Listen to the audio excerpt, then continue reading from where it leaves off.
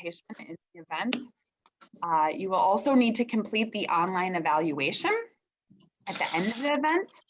And so keep that in mind. It's similar to signing in to at the end of the class. You usually have to sign in. So we're going to use that evaluation form as that sign in. So make sure you fill that out, and we will give you another reminder before you log off for the day.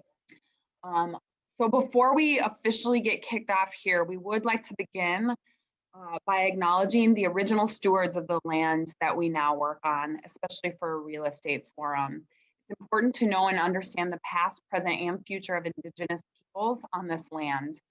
Land acknowledgement is a small step in recognizing history and rectifying the future. Brooklyn Park is a growing community of the Wapukithu and the Ochite-Shakoween people, and it sits on the original Santee Dakota territory.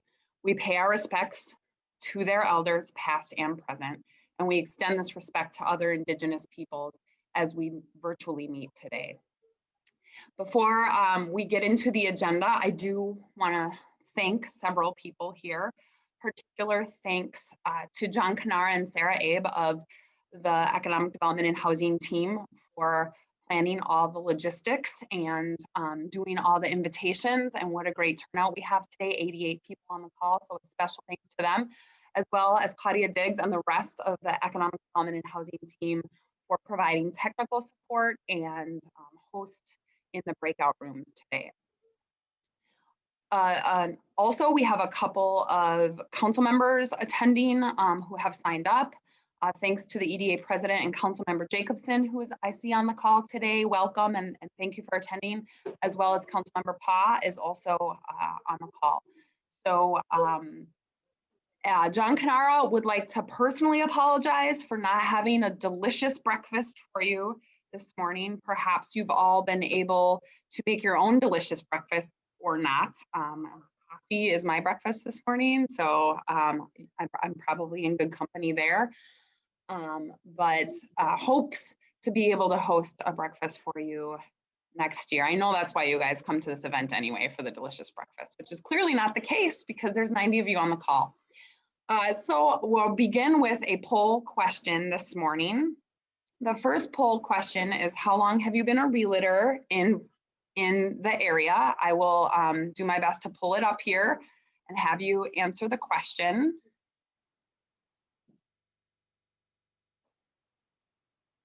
Insert Jeopardy language or Jeopardy song right here.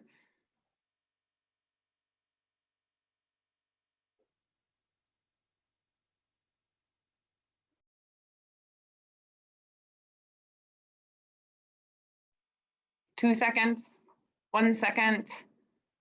Poll has ended. All right, so can you, let's see, share results.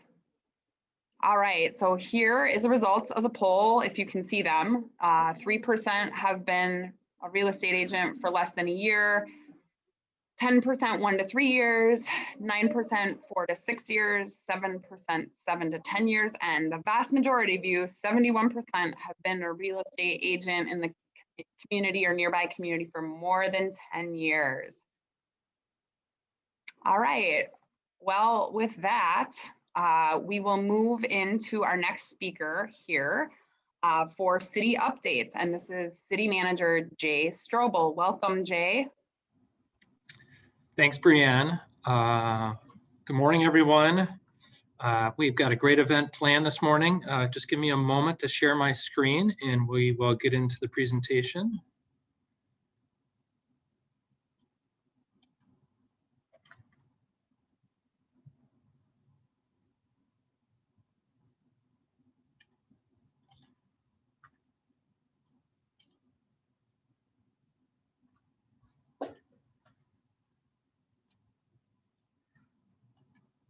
Brianne, is that working?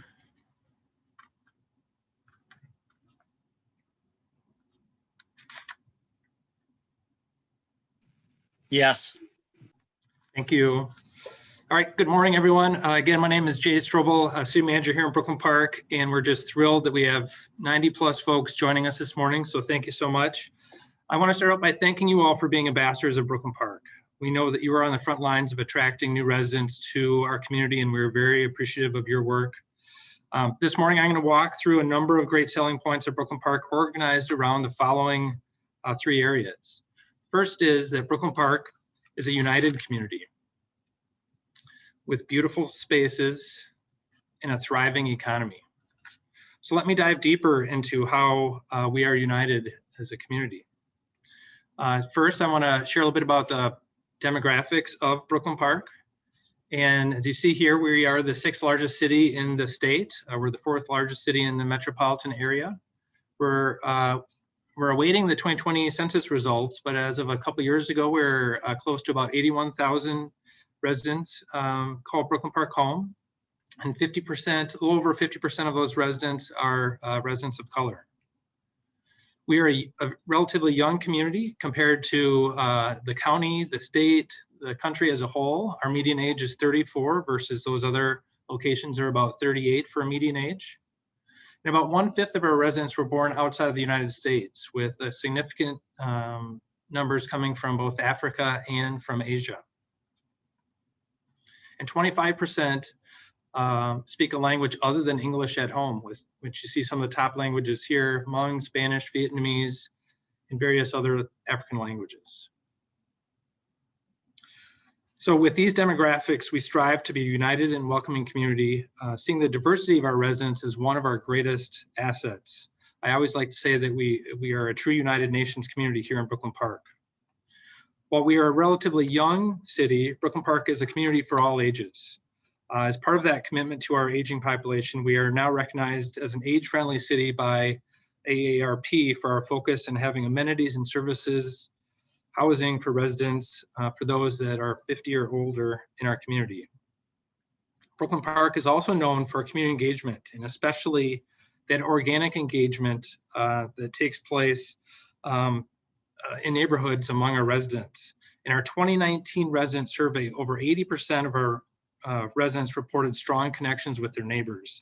The person who does survey work throughout the Twin Cities metropolitan area, has really talked to us about how this is very, very high compared to a lot of other suburban communities in the Twin Cities, those strong connections among residents within our neighborhoods. That same survey also in 2019 talked about 88% of our residents rated the quality of life in Brooklyn Park as good or excellent, and 84% of our residents would welcome recommended living to others in Brooklyn Park. So people, once they move here, they love it here in Brooklyn Park. The second area I want to talk about is how Brooklyn Park is home to a number of beautiful spaces. So with that great diversity we have over 100+ restaurants in our community, showcasing a variety of flavors from around the world. What's great is that we've got some chain restaurants, but where I think Brooklyn Park really shines is all those unique restaurants that we have, those sort of one-off restaurants that you'll only find in Brooklyn Park. As you all know, Brooklyn Park has amazing neighborhoods with various housing choices for every age and income throughout the city. Another asset of Brooklyn Park is our phenomenal park system. We have a park within 6 blocks of every house here in Brooklyn Park. We're also in the early stages of significant reinvestments in our park system, adding a variety of things like kitchens in a number of our larger parks, modernizing the playgrounds, changing a number of the play fields and courts. To meet the needs of our community today, we're really focused on a number of these reinvestments. Additionally, I would want to point out that we've recently added a new Brooklyn Park Sports Dome down at Park Center High School. That was in partnership with House Area Schools. We're also improving 2 of our parks along the Mississippi River, which is our east border here in Brooklyn Park. Both River Park, which will be reopened this summer with some significant improvements. Then also Mississippi Gateway Park, where we are partnering with Three Rivers Park District, where they're investing in the ballpark of $25 to $30 million to really make that a regional destination in terms of a unique park within the Three Rivers Park District system. And we're fortunate to have that right here in our backyard in Brooklyn Park. Lastly, we usually host this gathering event at Edinburgh, USA, as Brianne alluded to, with a great breakfast. And that's also one of our signature amenities here as it's a great place without COVID to have catered events, weddings, meetings, etc. And for those who like golf, it's a world-class golf course. So Edinburgh, USA is also part of our park system. A key project on the horizon is our Center for Innovation in the Arts project, which is a partnership with North Hennepin Community College. This is a rendering of what the facility will look like. We're working with the college, school districts, and others. This will be located at 85th and West Broadway. It'll be a true education and cultural amenity that would provide arts and culture opportunities to residents of every age within Brooklyn Park. Brooklyn Park is also has a thriving economy. Brooklyn Park is home to over 1,500 businesses, which produces over 32,000 jobs. And we have many businesses of a variety of sizes, but especially a number of mid-size and large corporate businesses, including corporate giants like Target, Olympus, Takeda, Tesla. We also have a very strong entrepreneurial spirit here in Brooklyn Park. So we're really proud of the fact that a lot of small businesses start here and grow here. Brooklyn Park is also home to 3 colleges. North Hennepin Community College and Hennepin Technical College have about 14,000 students between those 2 schools. So they're just a great asset to have here in Brooklyn Park. We also are served by multiple school districts and additional charter and private school options, providing great variety of options for our K through 12 students. With all of these schools, they do a great job, whether the K through 12 system or the higher ed system, preparing our workforce for the future. So we're really blessed with all these great schools and colleges. To support our economic growth, we're also planning for and have recently added some critical transportation elements. The picture on the left is a rendering of one of the future Blue Line LRT stops that will be along the west side of Brooklyn Park. The picture on the top right is a picture of Highway 252, which is along the east side of Brooklyn Park. We're working with the City of Brooklyn Center, Hennepin County, the state, to improve that highway there. Right now, there's 2 or 3 of those intersections that have lights are some of the worst intersections in the state in terms of safety. So we're working hard at trying to improve that, which is a really critical artery, and also provides the easiest way of, if you want to get downtown, want to get to the airport, it's very convenient, and because of our proximity to those locations. The bottom right picture is a picture of the 101st interchange over 169. We've had been planning on this for several years, and finally we just finished that project up this last late fall, and we're really excited about it because it's going to spur sort of the economic development in the northwest corner of our city, which has yet to be developed. So we're excited about all those infrastructure improvements. Before I close, I just want to add a few things here. Did want to additionally note that as a city, we have worked hard to support our residents and businesses through COVID. We've done that in a variety of ways. Just a couple things to call out. The picture on the left represents our work partnering with the community to address ensuring that our residents' basic needs are being met, and working to make sure that all of our residents are healthy through COVID. The picture on the right is our DMV and our City Hall office, which you see looks a little bit more like a hockey arena with all those plexiglass shields up. But we've changed a lot of our city services, ensuring that both our city staff and our customers, our residents, are safe. So whether it's here in City Hall or out in the field, we're taking a lot of precautions to make sure that we can best serve our customers. The last thing I wanted to say is that Brooklyn Park provides down payment assistance and homeowner loan programs for home improvements. Last year, we provided almost $700,000 to homeowners to purchase a home or improve a home in Brooklyn Park. So if you have folks that are interested in a property in Brooklyn Park and they may qualify for some of these opportunities, be sure to contact us here in City Hall, and we can hook you up in terms of how to go about applying for those. So with that, I just want to thank you all for joining us this morning. I know that we've got a great event planned, and thanks again for all the organizers. And I'll turn it back over to Brianne. Thank you so much, Jay. It's really an exciting time to be part of the City of Brooklyn Park. I appreciate hearing those updates, and hopefully you did too as attendees. So next on our agenda are the keynote speakers. We are running a couple minutes ahead of schedule. Thanks, Jay. And so I will start with their bios. I think I'm going to read both of their bios now, since we have a little extra time. And then we will move into that portion of our event here. First up, we have David Arbit. You may remember him if you attended last year. He's the data guy, Director of Research and Economics at the Minneapolis Area Association of Realtors. He holds a master's in housing and economic development from the Humphrey School and has over 12 years of experience in housing research. David holds an undergraduate degree in urban geography and international political science from Macalester. He has spent time in the public, private, and nonprofit, university, and consulting sectors. His past posts include City of Minneapolis Economic Development Agency, the Family Housing Fund, and the Greater Metropolitan Housing Corporation, and the Center for Urban and Regional Affairs. So lots of data experience. Also a very engaging speaker. Sometimes those two don't overlap, so we're very lucky to have him.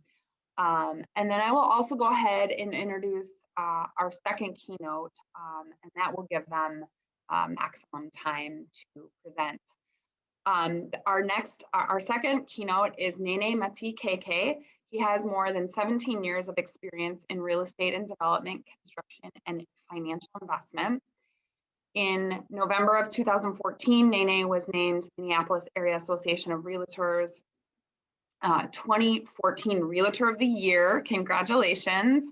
He holds numerous committee memberships at his local and state real estate associations, including the vice chair of Global Business Council for MAAR.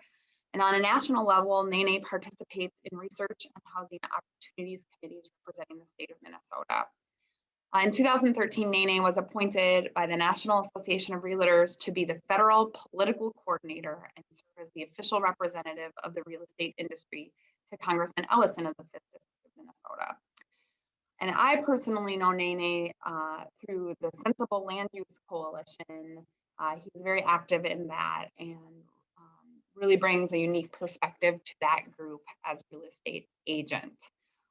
So with that, I'm going to do a check and see, verify that David is on the call and ready to go. David, are you here?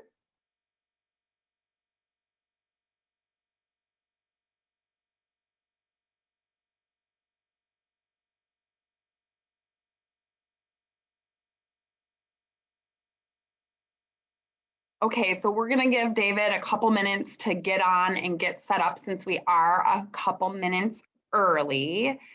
So if you would like to just grab some coffee now would be a good time, and we will plan to have David up and running in 3 minutes. Thanks.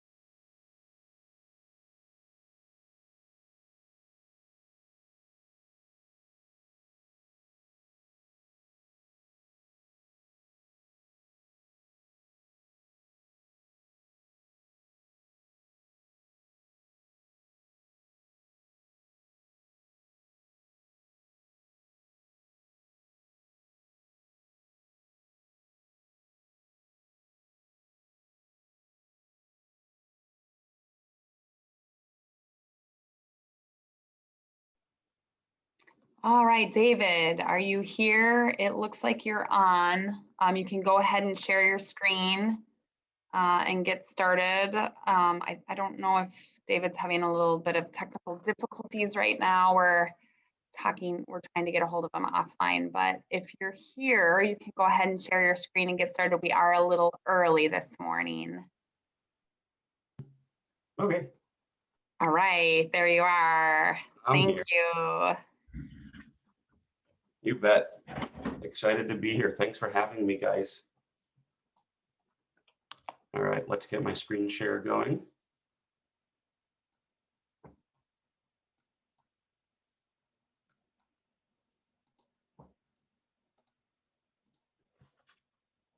All right.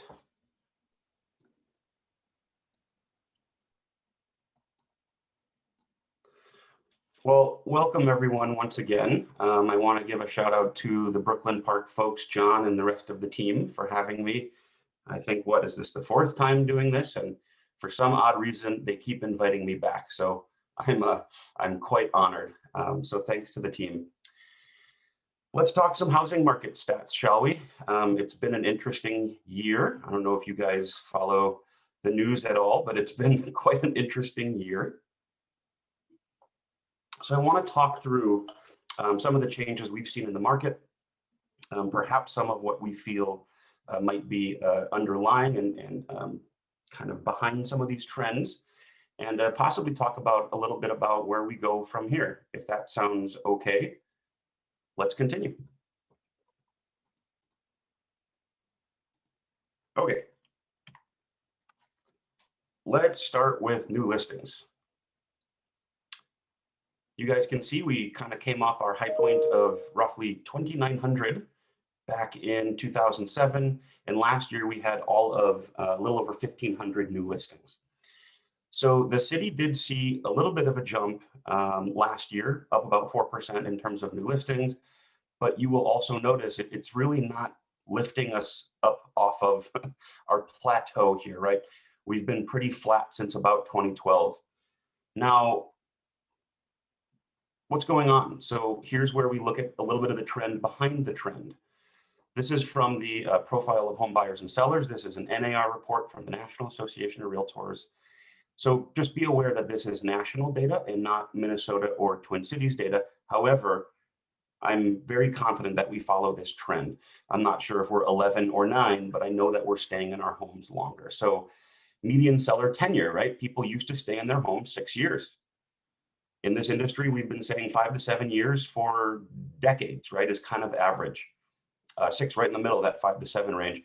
And then you guys will see after the Great Recession and the foreclosure crisis, now we're staying in our homes for an average, or I should say, a median of about 9 or 10 years.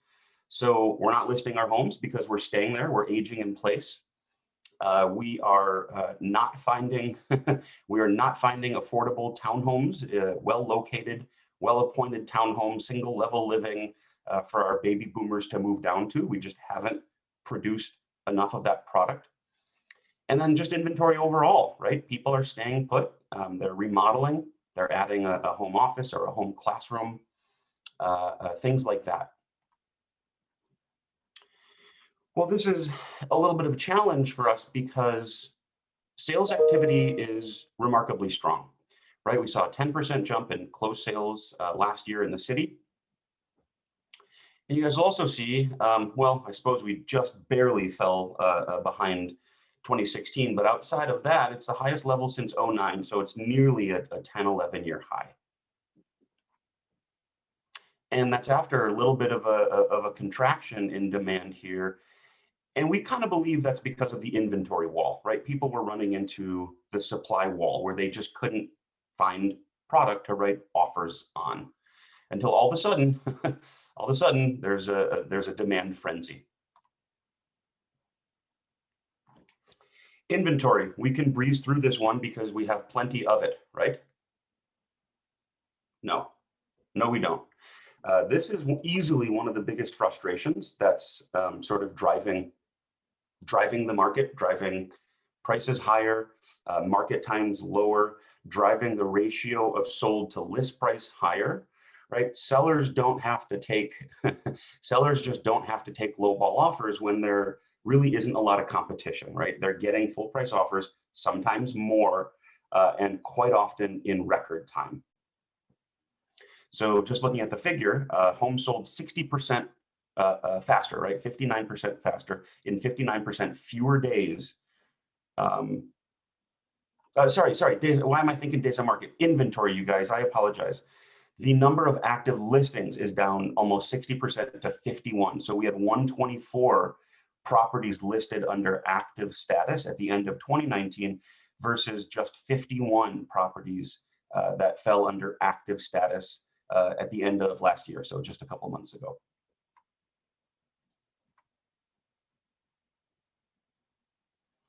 So sometimes year-end figures can look funny. Maybe there was a weather thing, you know, maybe the holiday, you know, there's a lot of factors. So sometimes we like to just look at October, comparing October year over year instead of December. So as of October, I'm putting this in quotes, we only had a 42% decline in inventory versus nearly 60.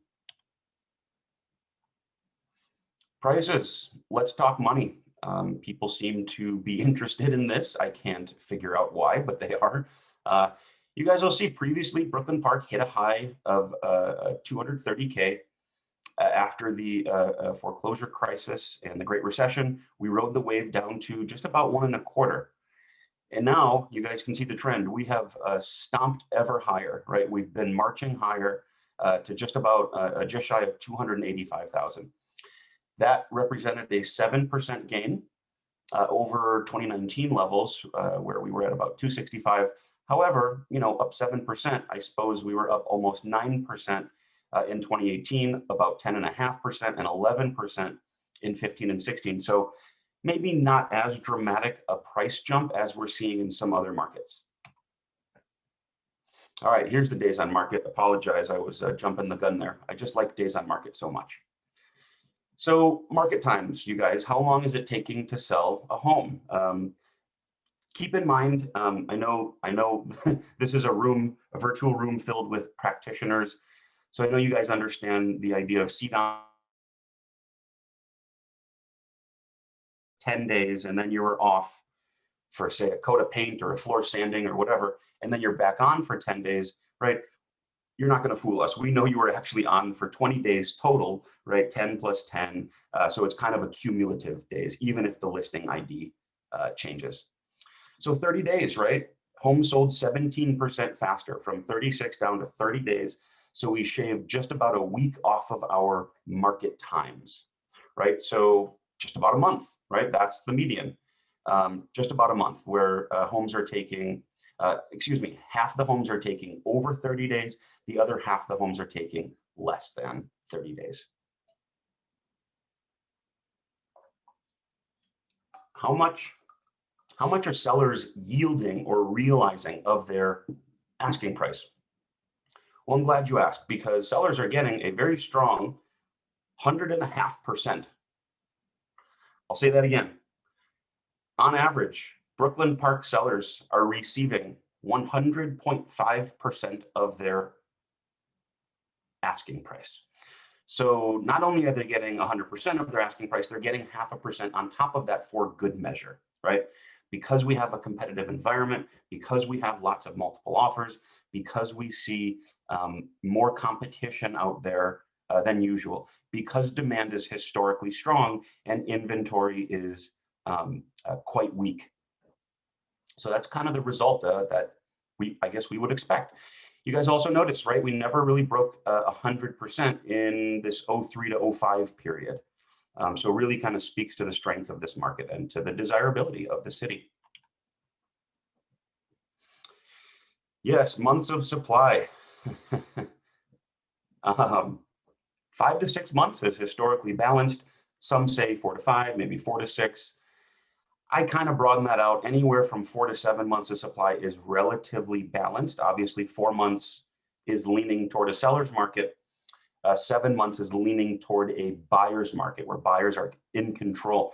So here, buyers had the luxury of writing lowball offers, and they sometimes were successful in that. Right, that was 07 and 08. those are really the only 2 years since 2003 where Brooklyn Park was technically in a buyer's market. These 5.1 and 5.5 years, those are technically balanced markets because that's 5 to 6, 4 to 6 months of supply. So these are balanced markets, or what we might call market equilibrium, where there's a decent balance, a relative balance between supply and demand. That is not what we see now, folks, right? We see a drastically undersupplied market, and that's why we see less than half a month of supply. That's correct. 0.4 months of supply. So that's not even 2 weeks of supply. What is that, about a week and a half or so of supply? So again, it really speaks to just how undersupplied the market is. It also speaks to the historically strong demand and buyer interest across the board, first-time buyers, some move-ups, and some downsizers as well. So yeah, I think this is really the one that explains a lot. I think this is a really good one to use with buyers and sellers to help them understand their position in the market, whether they're in a position of strength or whether they should expect to write full price offers right out of the starting gate, as soon as they get that matrix email. All right, so as we've done with inventory, let's just hop back to October really briefly. Okay, so there we had about 1.1 months of supply, so a little over 1 month of supply. That is still a, I don't know how to say it, guys. It's not really an acceptable level of supply given the demand. It's just so dramatically undersupplied. We know that, we've seen that, it's been the case for years.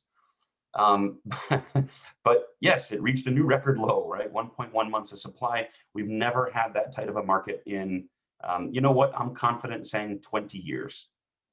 I'm confident saying it's the tightest market by a long shot, maybe not by a long shot, but by a notable amount in the last 20 years.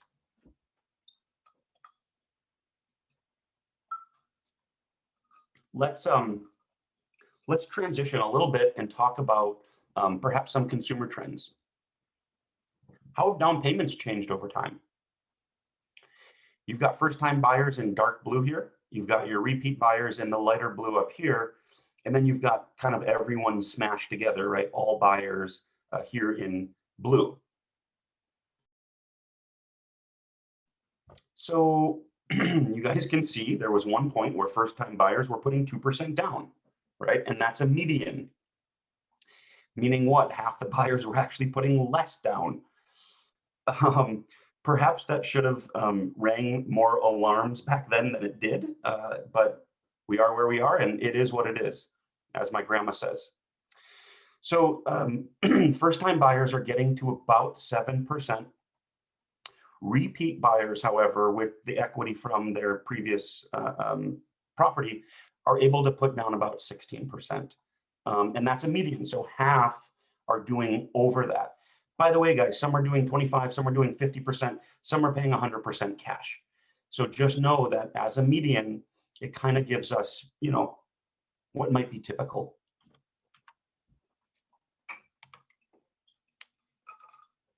How about the median age of those home buyers? I remember last year, maybe it was 2 years ago, our theme was aging in place. Let's see if that's still a thing. So first-time buyers here in dark blue, as they have to put more down and as homes get more expensive, what we're finding is buyers have to wait another couple years, right? So they used to, back in 08, 09, and 2010, when real estate was on sale, first-time home buyers were able to make their purchase at a median of 30 years old, right? This is when the market was pretty low and had some challenges. As we've seen prices march higher, we had to step up to 31 years old and then 32. And then lately, first-time buyers have to be a little more patient and wait until a median age of 33 years old. Versus repeat buyers, right? So, you know, relatively flat, I suppose, maybe, yeah, plus or minus 2 or 3. And then you've got your repeat buyers that obviously keep aging. I like to say most people age about 12 months each year. Me, I get 18 months older each and every year. So 55, guys, that's the median age of a repeat home buyer. And you can see that's obviously gone up, right? It used to be 45. Heck, it used to be 36. Was that 40 years ago? How the times have changed. So because we see that first-time buyers have to put a little bit more down, have to be a little bit more patient and wait until, you know, their savings are a little bit more robust, we're finding that first-time home buyers as a percentage of all home buyers has slipped a little bit. So it's about 31% of all buyers are first-time buyers. You know, over the last couple of years, it was about 1 in 3. Now it's just a hair under 1 in 3. Fascinating data point here in 09, 2010. Look at this one, half. 50% of all buyers were first-time buyers. What was going on then, you guys? Do you remember that tax credit? I remember that tax credit back in 2009. I think it was extended to 2010. I know some folks in Minneapolis combined that with the Minneapolis Advantage money. And so people were able to leverage that. And you guys can see the result of that. Half of home buyers were able to be, first-time buyers were half of overall buyers compared to about 30% today.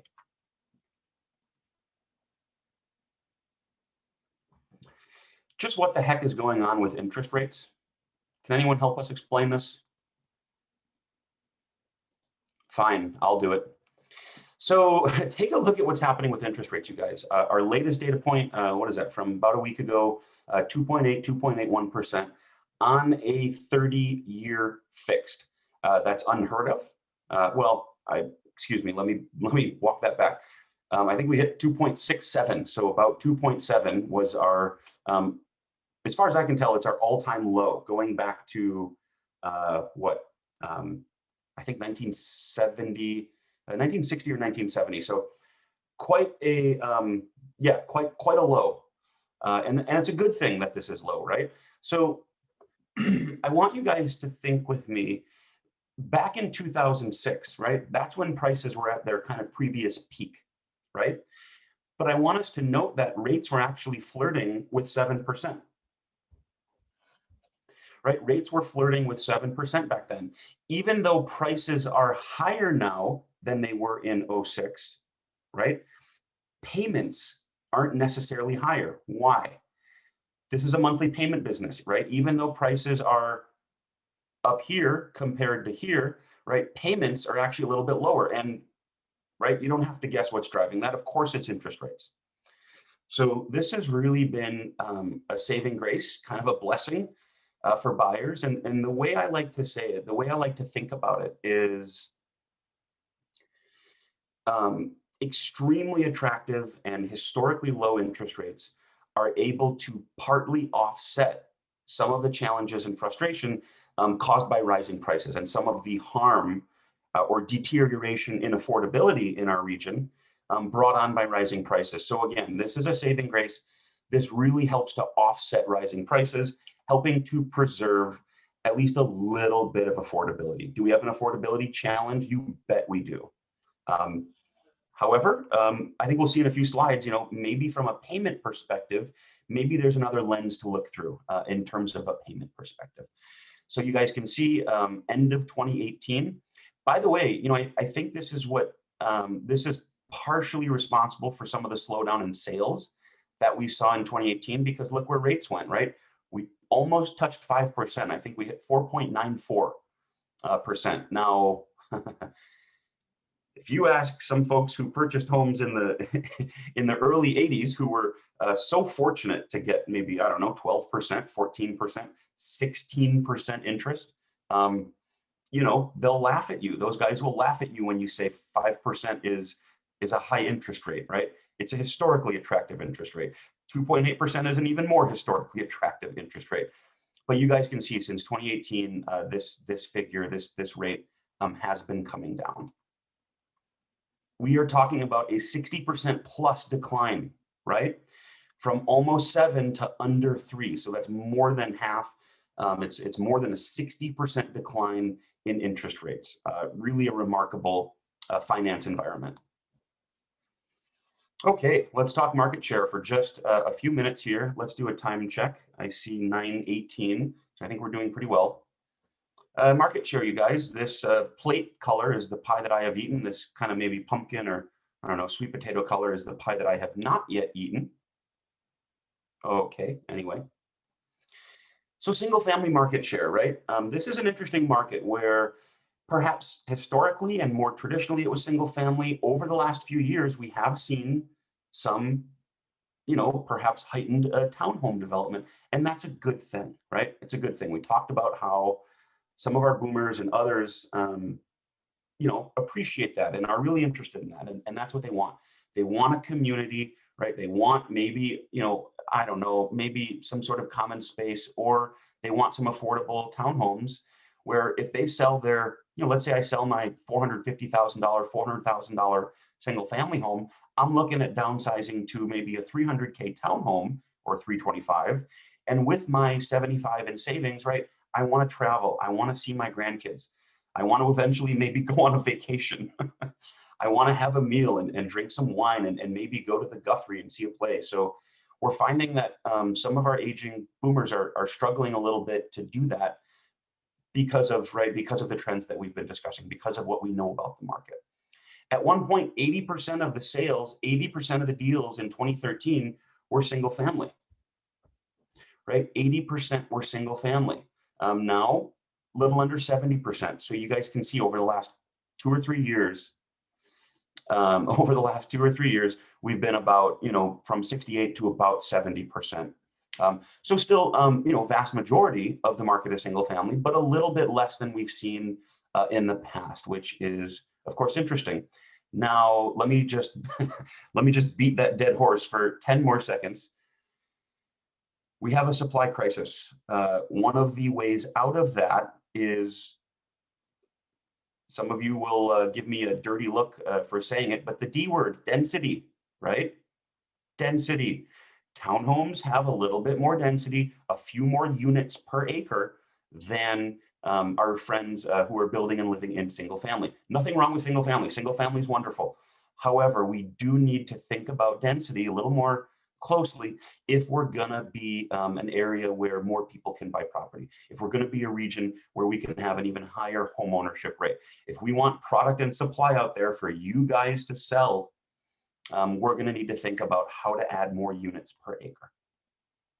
I know that can be a dirty word. I just wanted to say we need to think about it. Okay.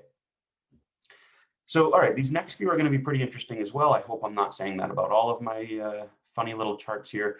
So let's look at closed sales broken down by property type. We've got single family in blue and then townhouse and condo in red. Careful here, you guys. This is new construction only. I want to look at what builders are building. Wow, sure enough, our data was, well, this still is our data.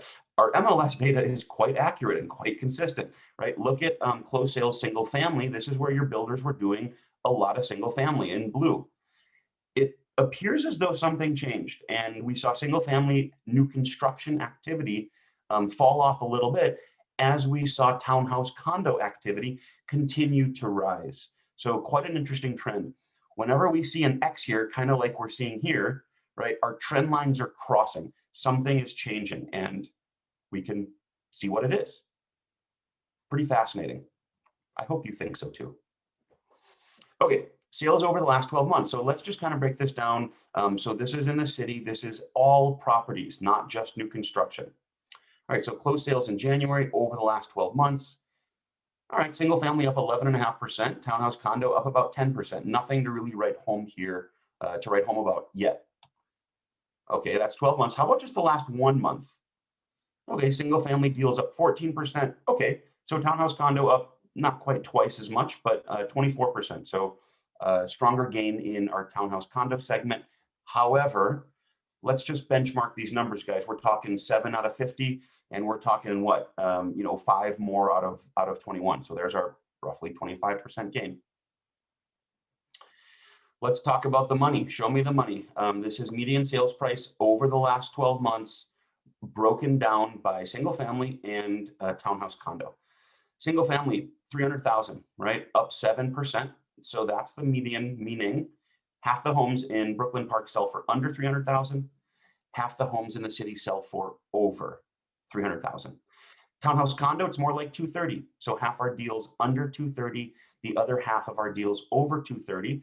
And let's not forget a little bit more upward price pressure here, 9.5% versus 7%. So yeah, you guys can kind of see how things look from there. Let's see, how is this different than the last one? Yes. Okay, so this is 12 months. This is just 1 month. So this is just January. So here we see something kind of interesting. So we're still at about 290 for single family, up about 4.5%. Townhouse condo, though, shaved a little bit off, about 190,000 for a January median. Now remember, January is a colder, slower month. Don't we know that? And so, typically you do see in seasonal terms, you do see seasonal lows around that time. However, we're comparing January to January to January. So it's apples to apples, right? We're not comparing a July to a December. That would be grapefruits to kiwis or something. All right, so let's talk new construction market share, sort of sticking on this idea. Wow, hey. At one point, during our building boom, 05, 06, 07, take a look, guys, nearly 15% of our sales were new construction.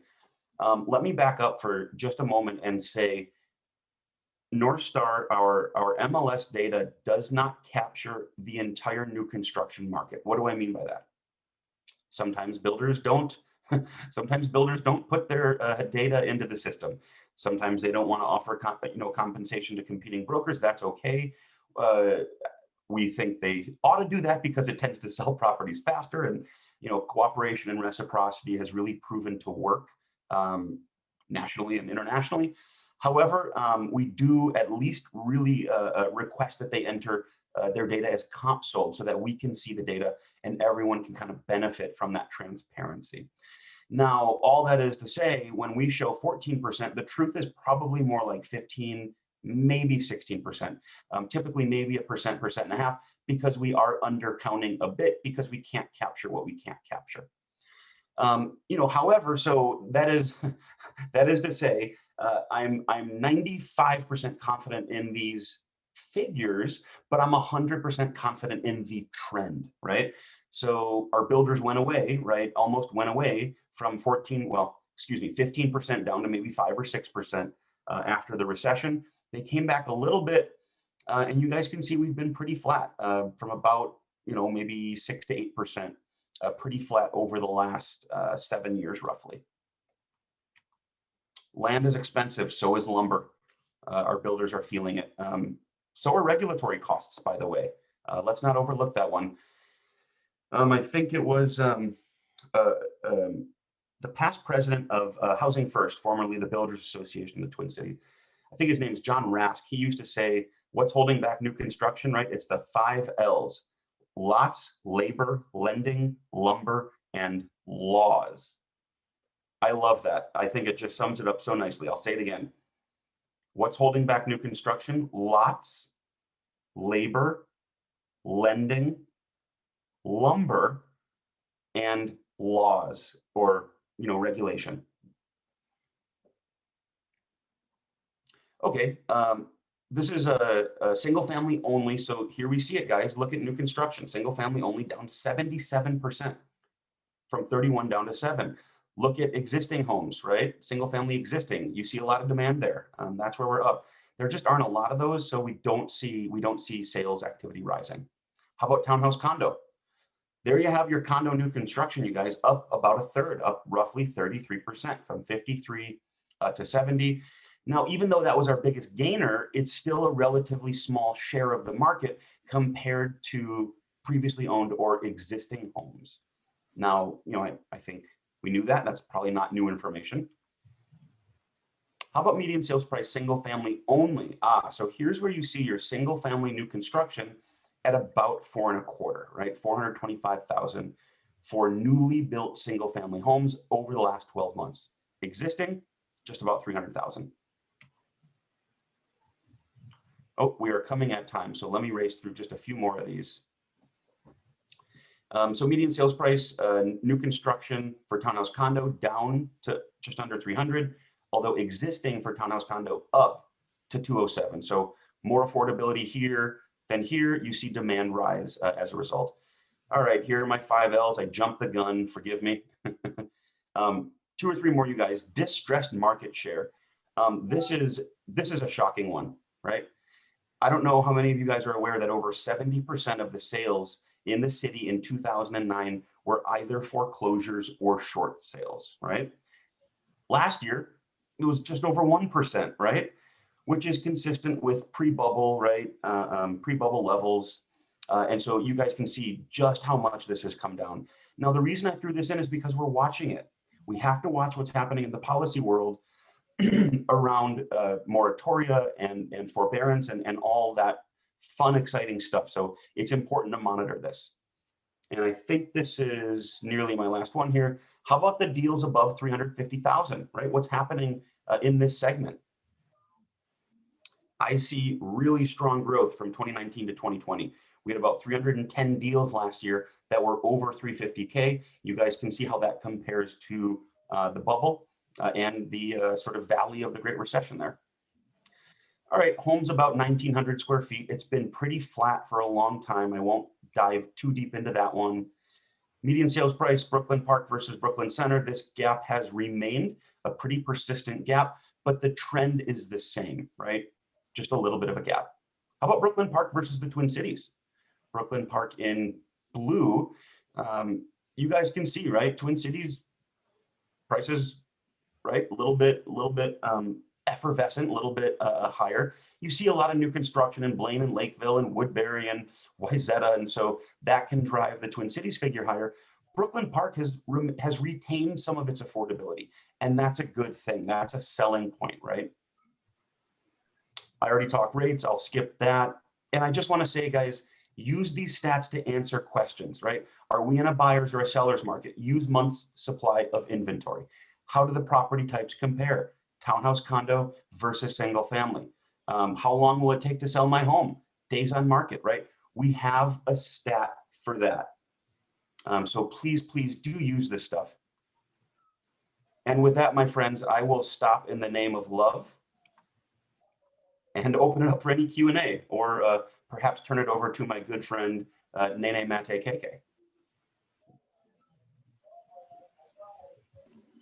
Thanks so much, David. We're gonna go right into Nene, and then hopefully we'll have some time for questions at the end of, if there is time, we've built in a little bit of extra time here and there too. So I do see a couple questions in the chat. If you have questions, you can put them there and then we'll collect them, try to get those answered before the end of this session. So Nene, are you ready to share your screen? I did your bio already. Yes, I'm ready. All right, good morning. Good morning, everyone. So I am Nene Matkeke. A little extension on the bio. I have served on the, I've had the pleasure of serving on the Minneapolis and the Minnesota and the National Association of Realtors. I've had a great run with that. I also am the 2021 treasurer for the Minneapolis area realtors as well. So that is a new development. So that being said, I have always enjoyed Mr. Arbit's presentation, just not before I have to jump up. I'm like, man, that's a tough act to follow. So that's okay. Hey, that's all right, man. I kind of knew I was set up from the beginning, but that's okay. I'll talk to Brianne and Sarah later on. No, I'm just teasing. I know that David is a phenomenal speaker, but that information is pretty dense, and it's hard to get through it with a great personality and smile, and no one does it better than David. So again, I don't have such good meat like that. I'm just going to talk about the 10 things that I think that today as a realtor you need to be aware of. we are in a state where there's a lot of change that has transpired in our communities.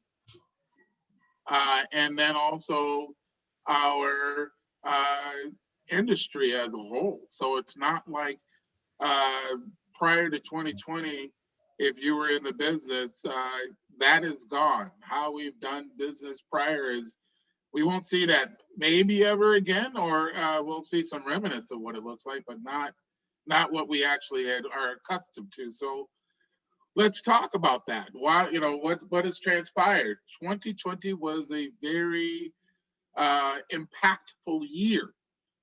There was a lot of things that went down, things that had affected us all. I mean, there's nothing about 2020. I don't know anyone that's escaped that year without being scathed in some way. We specifically as Minnesotans have a deeper scenario as far as when it comes to 2020, because we had an event that unfortunately sparked national and international outcry. Happened right on our own front steps. And that's an interesting environment to be in. You can't shy away from it. You can't ignore it. You have to be honest with that. Because if you're not honest, it can create a lot of more problems moving forward. So we as a community need to stand together and heal each other during these times. Not only as a community from the standpoint of us who reside in Minneapolis or surrounding suburbs, but in Minnesota, but us as a realtor community. We have to come together and, be there for each other. So the first point I'm going to talk to you about is some national initiatives that have transpired since 2020 has come and gone. One is... Can I interrupt you? I'm sorry. Yeah. This is Brianne. Are you trying to share your screen right now? Oh, no. There's no shit. This is just me rolling. I apologize. Okay, great. That's okay. Because they were like, what, is there nothing? No, it's just me you're going to look at for the next half an hour. A fount of knowledge, no problem. Not a problem. I will throw up some URLs in the chat in reference to the things that I'm going to speak about today, just so that people do have access to the information that I'm covering. So that being said, George Floyd, unfortunately, was murdered and died in our own backyard. And that again sparked national response and international response. And so thank goodness to the leadership of our National Association of Realtors, there was also a response from our industry in regards to not only those who are affected, but those who wanted to say some things but didn't have the strength to be able to do so. Or for those of you that, honestly needed the assurance that your industry has your back. So the National Association stepped up and stated that there was a change to our long-standing code of ethics. There's a code of ethics update in which they updated standards of practice for 1.7. There is a new standard of practice, 3.11, that is adopted as follows. I'll read that one just so that you understand how serious this is when it comes to our realtor community. So realtors may not refuse to cooperate on the basis of a broker's race, color, religion, sex, handicap, familiar status, national origin, sexual orientation, or gender identity.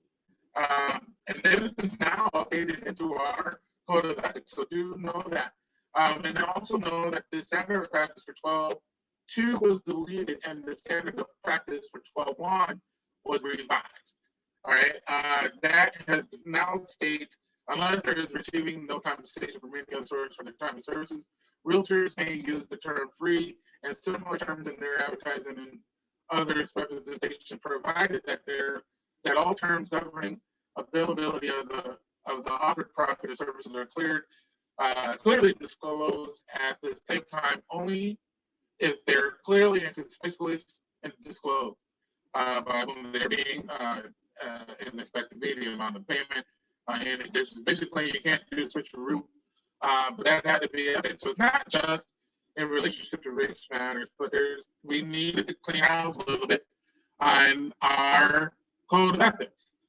So again, I will put that information in our chat. So there is a significant initiative from that standpoint. There's also you know what, I'm just curious. I got a few cameras on here. How many of you are aware that we even had a change to our code of ethics by a show of hands? Okay, this is why this is important. And I'm glad that we're having this conversation. And I'm glad that you're being honest. Some of y'all did raise your hands. You know dang well you ain't know about this, but that's all right. We just, again, this is a learning and this is a safe place for us all. So never forget that. So in addition to that there's a code of ethics change, there's also a challenge out there for some of the newer realtors out there. And they're like, oh, TikTok, where's the realtor challenge? Well, we got our challenge and not necessarily on TikTok. But that being said, the National Association of Realtors 2021 President Charlie Opler has asked every member, and this is important, so this does mean you, to accept and to do what is called the Fair Housing Challenge. And so the Fair Housing Challenge is where you will, one, take and participate in the Fair Haven Realtor Challenge, is where you go through a fair housing exercise and see how well you do. I think it's important for all of us to do, just to, again, check in, see how we're doing. If we do awesome, hey, nothing you need to reflect and evaluate on. If you got, trust me, not very many people, even veterans, as many as I've seen of you on here, are 100% where you should be. There's always something that we can work on to make ourselves a little bit better. So definitely work on that.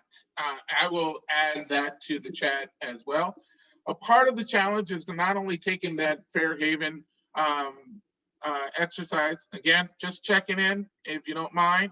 Can you show by a show of hands who already has taken the Fair Haven exercise here? Okay, a few of you. All right, well, it's a great exercise. There is tracking of it, so there is a knowledge that any one of us as members that do it, they are very aware that we have completed it. And then there's 3 components to it. So that is the first one. You need to watch a video on implicit bias training that NAR has available to you. And then also the third and final is obtaining your At Home with Diversity designation. That designation is a designation that is set up to work with multiple communities of color. And especially if you're going to be focusing in the Brooklyn Park area, this is an advantage for you in strengthening your business on how to get familiar with cultures that are not necessarily you're familiar with in a safe environment and a way that is going to help you build your business. So some things you want to think about. All right, so there is also C2X. We'll talk about that under my professional development. So point number 2, business basics. I won't dig too deep into business basics, but I had to throw in something in here for people who are very new to the business, and some of us that are even, we're not new to the business, but we can spruce up some of our points to our business. That's what I'm going to talk about for the next couple of minutes here. One, it's the end of February. If you have not created your business plan for 2021, I would say you probably want to hurry up and get started because there is, without a plan, you don't know where you're going. So I'm not going to beat too much on that, but I do encourage strongly that you create a business plan. Second, I will say make sure your CRM is up to date. And what I mean by that you've done all your updates as far as what you put into it, but then also making sure that your contacts have been basically purged so that you're only dealing with people that you should be dealing with, and we're helping you in building your business. Another one is involvement. That actually will be my number 4 here. We'll talk about that more in a minute, but that's talking about getting involved with associations. There's many things that you can do from the local, state, and national level. We'll talk about that shortly. And when you talk about building your business, another point is going to be your education and refining what do you do. Yes, we all are professionals in real estate, but you have to have some focus on what you're doing. Like, for example, I'm not a huge person. Don't come with, hey, Nate, I need 50 acres in land. Can you help me find that? No, I can't. Because I'm just not, that's not my lane. I mean, I'll help you find somebody that can do it, but it is not me. So that's where, again, you know, and I'm 20 plus in the business. So just, you know, you have to be focused on what you're going to do. And then not only that, in the age of 2021, we're in a way where, you know, technology and convenience is winning the day. So real estate is starting to take a little bit, I don't know if you're paying attention, I hope you are, it's taking a little bit of a hit because of technology and convenience. Well, what do you mean, Nene? I mean that the way we do business today is different than the way that we did business before. We as practitioners and professionals need to focus on our real relationships. I mean, this is, you know, I can't explain it to you in a way that it really can make sense in the short amount I do. But I will say this, relationships affect you from the ability to do business, from who you're going to do business with, to the fact that, hey, you know what, I can move faster than what this push a button because I already have a relationship. I already have a buyer or seller that's in the position that wants this to happen. But you have to be able to articulate that. You have to be able to communicate that with the masses. And it's a little different with COVID, you know, Zoom and all those other things. So we'll talk about that, but I just say that that's something you definitely want to focus on for 2021 for your business basis. Number 3, let's talk about that. So we talked a little bit about marketing. Business technology is what I'm going to talk about for number 3. You know, there's a lot of education you get on it. You should get on it. If you're not familiar with it, nobody comes out, even if you were 5 years old, 10 years ago, you're not going to be the greatest person on with technology. Everybody has to learn something. So go out there and learn what it is to do good business today as a realtor. That is going to mean, are you stepping up your virtual versus video? Either way, you got to get a ring light. Like, oh, what's a ring light? Well, that's what all these millennials have in the back. And when they're doing their TikTok videos and they're doing all their this, that, and the Instagram shots and all that, they have what is called a ring light. I am going to, in the interest of understanding what I mean, you've seen that the light changed a little bit. You're going to now see the actual background so that you can see what I'm talking about, a ring light. See here, that, my friends, is an impromptu showing of what a ring light looks like. You're like, oh my gosh, he really just did that on camera. Yes, I did. So let's go back to my video background and you now see what a ring light looks like. So that is important for you when it comes to doing your, as you can see how I get a lot more darker as that light is not on. So I have to hurry up and plug my light back in. Apologize to everybody. But there we go. See a big difference. That is important for you when it comes to, again, you're presenting yourself in a professional manner. So you want to make sure that you are getting the tools to be able to do so. You want to make sure you have a good microphone. You want to make sure you have a good web camera. These are all important things that you need to do in order to make sure that you are doing your best in business. You also want to, if you're not a big social media person, sorry, that's a necessary evil. This is where you got to meet the clients where they're at. You also have to give a way to show that you are in real estate, but not always strong and hey, here I am I'm in real estate, or this is the only way you're going to see me is in real estate. Hey, did you know I was in real estate? People don't want to see just ads. They want to see you. They want to know who you are. And they want to know that you are doing things to make yourself stronger in the real estate business. They want to make sure that, so you got to show yourself when you're doing your CE. I would say for any of you, it would be extremely intelligent of you to say, hey, you know what, I am participating in the Brooklyn Park real estate forum and learning a lot of stuff. You know, for those of you that want to know more about Brooklyn Park, come see me. I just gave you your post, okay? So this is what I'm saying. And they want to know, hey, well, what do I, you know, oh, okay, that means that for a lack of a better term, I'm gonna pick on some of my friends in here because I got some really good friends in here. Cheryl Vaz is like, hey, how you doing? I'm good to see you, my lady. She is like, hey, you know what? I'm stepping up my real estate game. Here's my, you can even do a photo of yourself looking at a computer. This is how simple some of this stuff is. And say, look at me learning what I need to learn to help you best. It's just that simple. Boom, put it on and you're done. You keep moving. So these are the ways to get you don't have to be so strong all the time with your marketing. In fact, a lot of people don't like that.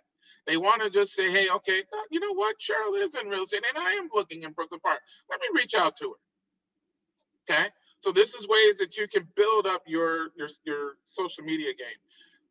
Take classes, learn, read, research. These are things that are current, but are also evolving. So you want to make sure you are staying up and current with that. Which leads to number 5 on my, actually number 4, which is actually kind of point, because that is associate involvement. Association involvement is honestly one of the foundations to building my business. I've had a wonderful business. I've just recently did some evaluation. I've been in the business over 20 years. I was heavily involved for the last 10.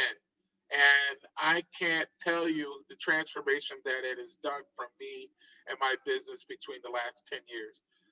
The people that I've been able to meet, the resources that I've been able to collect, the exposure that I have, the access that I'm allowed. It's amazing.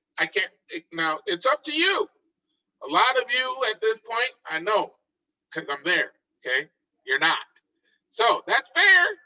That's cool. You can do that. But I'm just saying it's a little easier if you do come and play with people who are playing in the same type of sandbox you're playing in. I'm not saying you got to become everybody's best buddy, but I am saying, hey, do you think that the people are there probably winning? Yeah.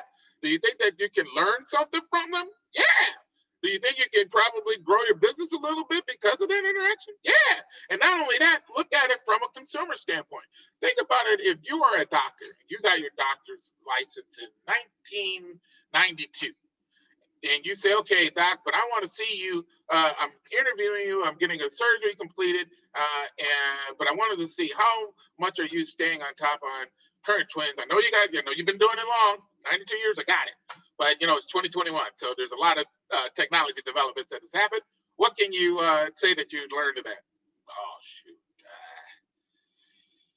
I don't go to, I got my license and I was good. I did my little CE once in a while, but I'm not very much. I don't stay up on trends. I don't stay up on, what one needs to learn in 2021. I barely know how to use my computer. Would that give you confidence in working with that person as a professional in 2021? No. So why do you think that a person in 2021, especially what I just said, technology and convenience is your enemy in some ways, how are you competing against that? And so you need to know what's going on with that. You have to have some solutions yourself. So that's where you come to the association to get your updates on what's going on currently. As you can see, there's a lot of things that go on there. So I'll move on to number 5, which is learning, professional development.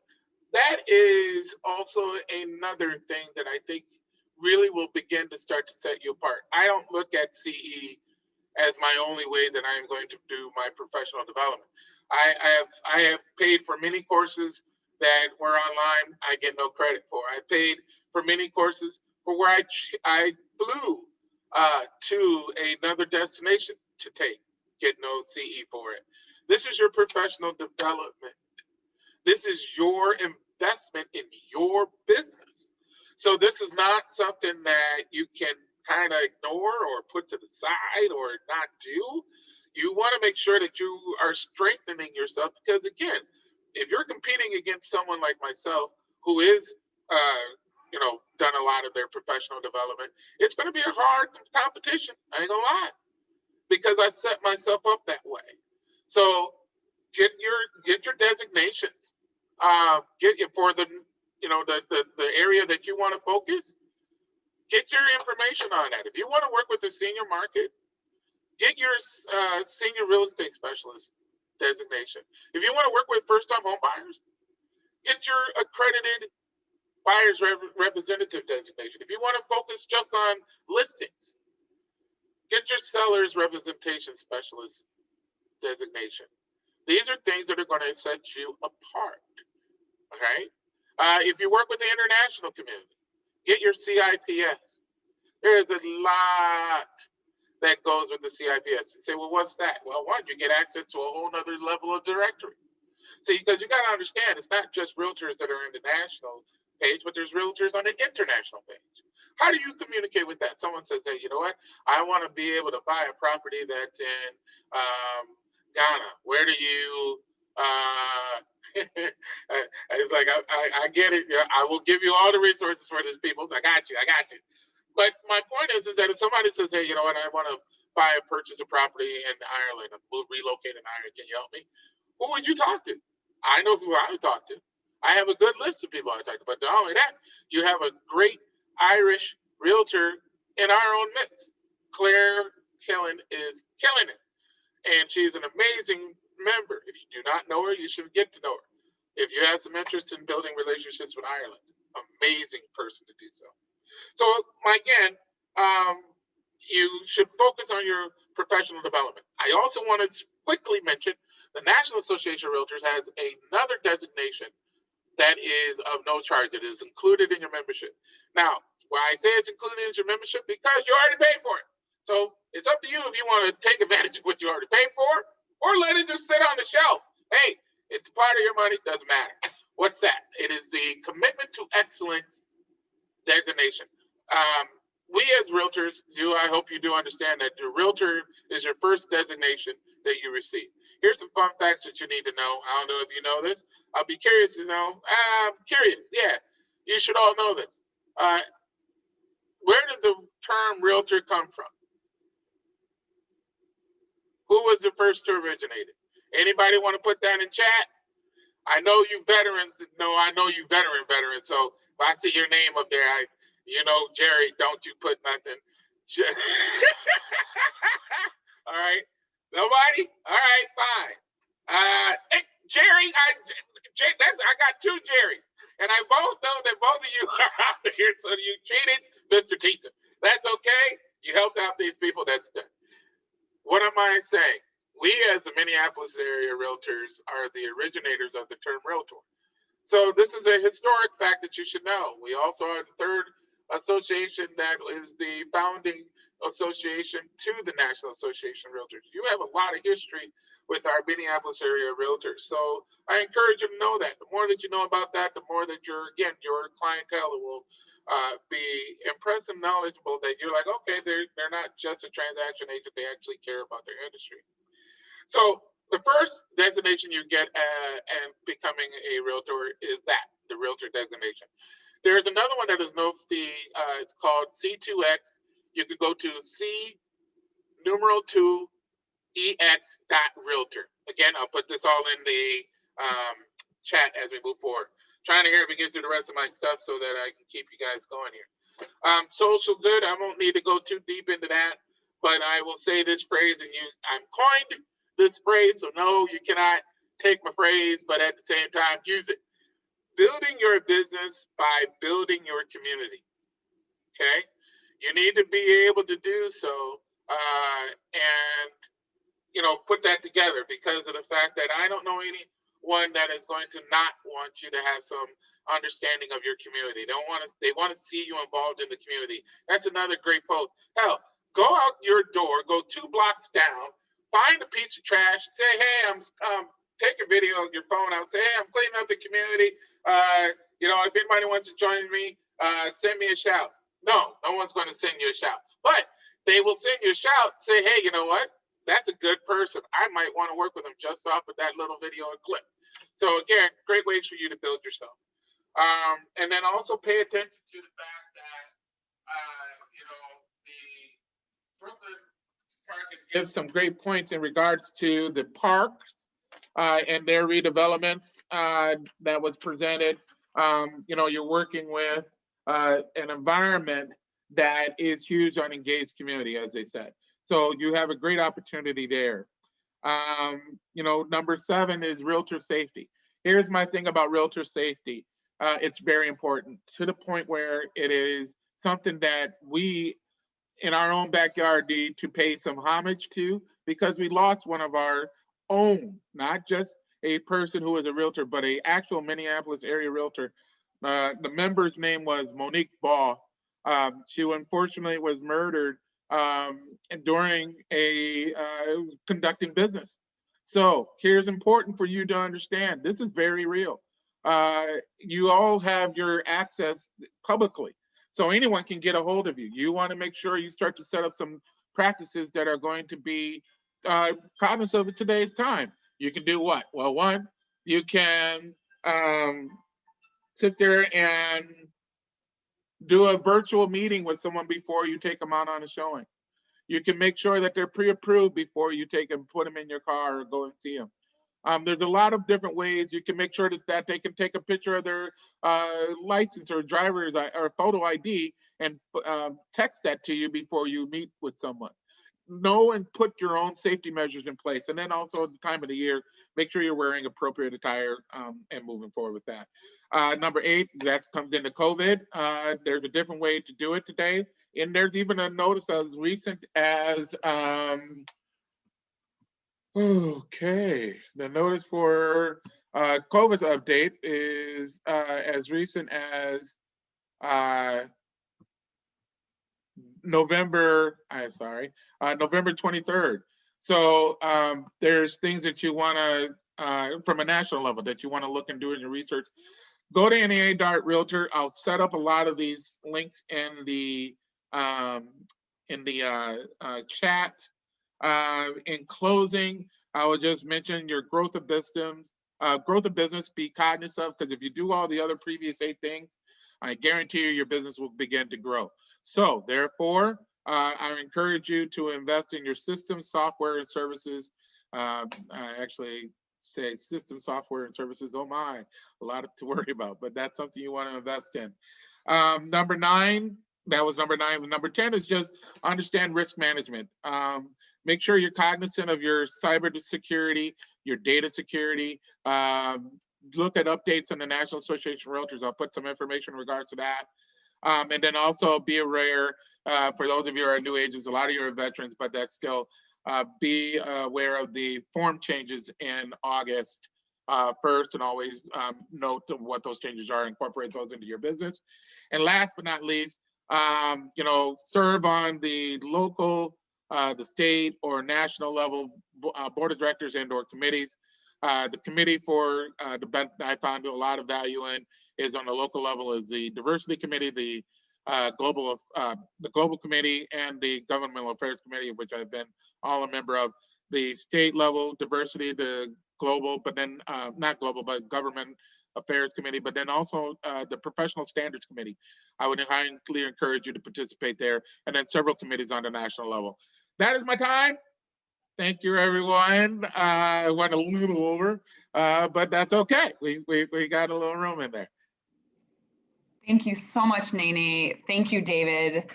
I'm gonna ask all of the questions to David at once because there were some, and I think they're pretty easy to answer. So as long as you can keep it short, David, I'll just ask you, I'll summarize the questions since I think we could squeeze in a couple here. They were good ones.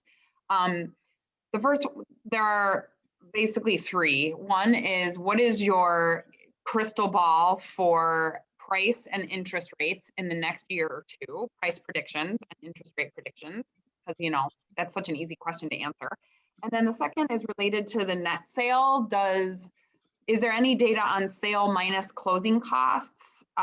Because in different markets, closing costs are a big factor of gross sales price. So do you keep any data on the net sales or closing cost contributions? And then the last one is, what is the number of homes that equals 1 month supply? I don't know if you'll know that one off the top of your head for Brooklyn Park, but those were the questions in the chat, David, if you can answer those quickly. Assuming you're still around? I'm here, yeah, I'm happy. All right, great. I'm happy to do what I can. So let's start with number one. So predictions, yes. My crystal ball, it just came out of the repair shop yesterday. So it's definitely right in front of me and definitely in good condition. I think we have to look at what's driving the price movement, and it's the imbalance between supply and demand. I don't see that changing in the near or midterm. So it's hard to say that prices would soften, with the one caveat, and that's the second part, the rate. Say rates were to go to 4 or 5%, which this isn't me speaking, this is Fed Chair Jerome Powell. By the way, Fed Chair under the last administration as well as under the current. And he signaled to markets that he's going to keep monetary policy accommodative, right? So there's going to be, we think there's going to be still several years of probably not sub 3%, but probably another year or two of sub 4%, which still is historically attractive. Please, everyone note I said probably. I would say that's likely. The other thing impacting price is, in addition to supply and demand, it's also the cross section of product that's selling.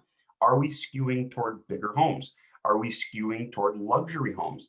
That's all going to cause prices to rise, maybe overall, but not in every single neighborhood and zip code and market segment. So that's why it's so important to talk to a pro like you guys on exactly what's happening in our local markets. Okay, yeah, a couple questions on this. What about seller pays and what about seller contributions? It's a fantastic question because it's so real, right? Not every deal has seller pays. Some do. I would say, probably fewer nowadays. They're probably a little bit less likely and probably a little bit lower of an amount than say they were, when there just wasn't that much demand in the market, say after the recession, when sellers had to outcompete one another to get their homes sold. So no, our price does not subtract that average seller paid contribution.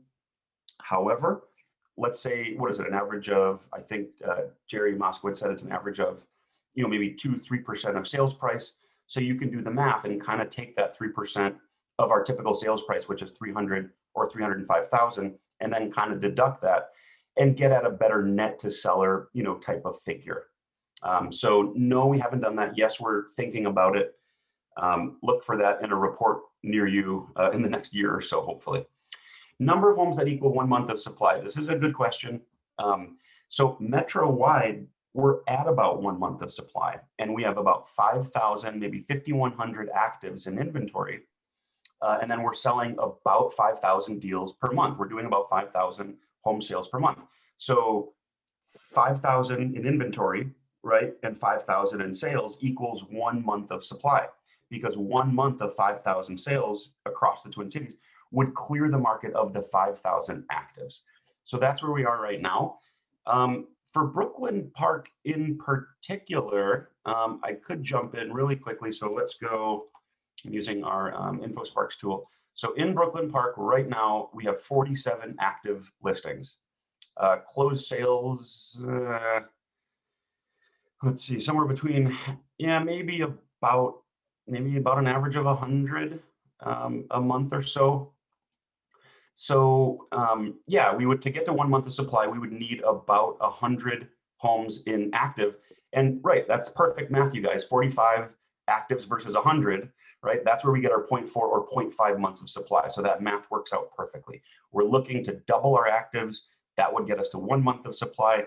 But you know what? That's not our finishing line. Our finishing line has to be 3 or maybe 4, or God help us, maybe 5 months of supply. And we're just not there yet. So we would need to multiply the number of actives by what? 5, 6, 7 times. So we are a long ways from that, but hopefully we will get there at some point. Thank you so much, David. The supply and demand is really true for the homeownership market as well as the rental. We're seeing that's why prices are increasing on the rental side too. So thank you both so much again. Virtual claps for Nene and David. We really appreciate your time today. Love the data and the humor and the anecdotes. And so we are going to be moving now into our breakout sessions.